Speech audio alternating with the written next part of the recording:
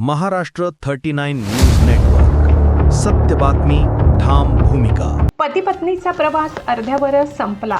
भीषण अपघातात पत्नीचा दुर्दैवी मृत्यू, पती गंभीर. राष्ट्रीय महामार्ग क्रमांक 53 वर सोनगढ पुलाजवळ भीषण अपघात. दुचाकीस्वार महिलेचा जागीच मृत्यू, पती गंभीर. राष्ट्रीय महामार्ग क्रमांक 53 वरील सोनगढ येथील पुलाजवळ टेकडी परिसरात भरधाव टेम्पोने दुचाकीला दिलेल्या जोरदार धडकेत महिलेचा जागीच मृत्यू झालाय, तर तिचे पती गंभीर जखमी झाले. अपघातानंतर टेम्पो चालक घटनास्थळावरून फरार झाल्याने पोलिसांनी त्याचा शोध सुरू केला आहे.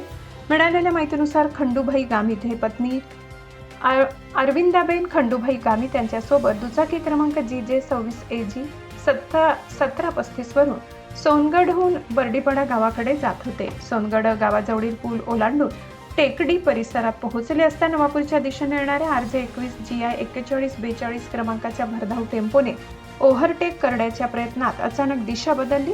एवढी टेम्पोने दुचाकीला जोरदार धडक दिली. धडक इतकी भीषण होती की दुचाकीवरील अरविंदाबेन खंडूभाई गामित यांचा घटनास्थळीच मृत्यू झालाय. त्या सोनगढ तालुक्यातील बर्डीपाडा येथील रहिवासी होत्या, तर दुचाकी चालक खंडूभाई गामित गंभीर जखमी झाले.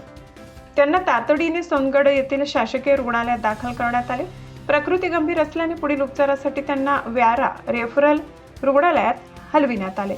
अपघाताची माहिती मिळताच सोनगढ पोलिसांचे पथक घटनास्थळी दाखल झाले. पोलिसांनी पंचनामा करून मृतदेह शवविच्छेदनासाठी पाठविला, तसेच महामार्गावरील वाहतूक सुरळीत केली. दरम्यान अपघातानंतर टेम्पो चालक घटनास्थळावरून फरार झालाय. या प्रकरणी सोनगढ पोलिसांनी गुन्हा दाखल करून फरार चालकाचा शोध सुरू केलाय. अपघाताचे नेमके कारण काय होते याचा पुढील तपास पोलीस करीत आहेत. या दुर्दैवी अपघातात अरविंदाबेन यांचा जागीच मृत्यू झाल्याने बर्डीपाडा गावावर शोककळा पसरली आहे.